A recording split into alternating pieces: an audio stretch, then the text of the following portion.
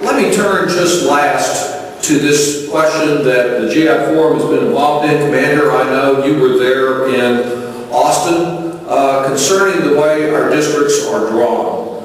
This plan will be approved on Monday in the Texas House of Representatives.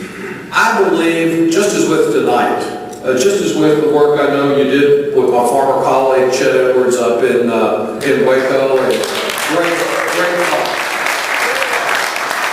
I believe a member of Congress should be accessible. That's one of the reasons I do my neighborhood office hours out. So that if somebody's got a problem with the VA, and we work on those every day, as I know the GI Forum does, they can come up and bring their papers and sign their privacy release, and we can go to work being an advocate for them with the federal government. That's what our job is. I believe members of Congress need to be accountable. If you don't like something I've done or something your member of Congress has done, you ought to be able to come up and tell them that they need to be working on something else. I certainly don't claim to have a monopoly on truth. I think the cost of these elections has soared more and more. So what happens in a redistricting process that connects my house in East Austin, where I live off of East 11th Street, with the University of Texas, with Brownwood, with Hillsborough, and Cleburne, all in one district? It means that you do not have accessibility, accountability, nor do you have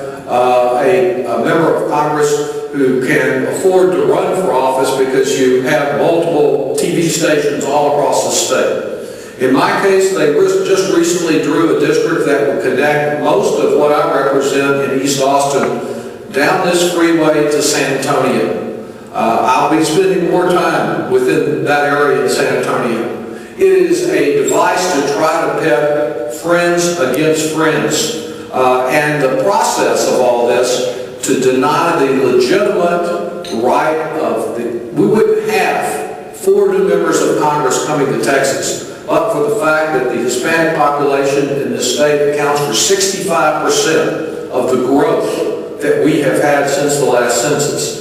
That ought to be reflected in the way these new seats are designed, so that in Fort Worth and Dallas, we have a new seat that has a good chance of electing an Hispanic candidate. In Houston, the same thing. And in South Texas, the same thing. That's why Congress members Charlie Gonzalez from San Antonio, Sylvester Reyes from El Paso, myself, Ruben Hinojosa from the Valley, and Gene Green have joined to work together to try to see if we can't turn this plan around to assure that accessible kind of representation. And we look forward to being partners with you in trying to achieve that goal. To deny the representation is to have an impact on the lives of families that need help.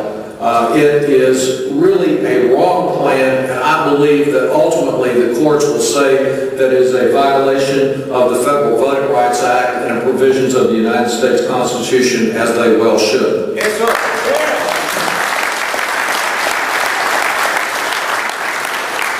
Thank you for your leadership that you provide. Thank you for honoring me by the chance to speak at this Commander's Dinner. I look forward to being out, as I have often, with the San Marcos chapter in the past, in visiting with you at your individual chapters. I know what a real difference you make in the legislative front. I understand you have my good friend, Senator Leticia Van de Putte, coming tomorrow to talk about the success that you and she have had in a very difficult legislative session.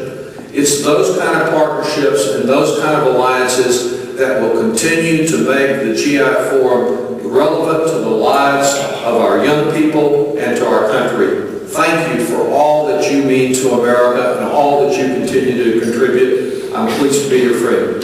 Thank you.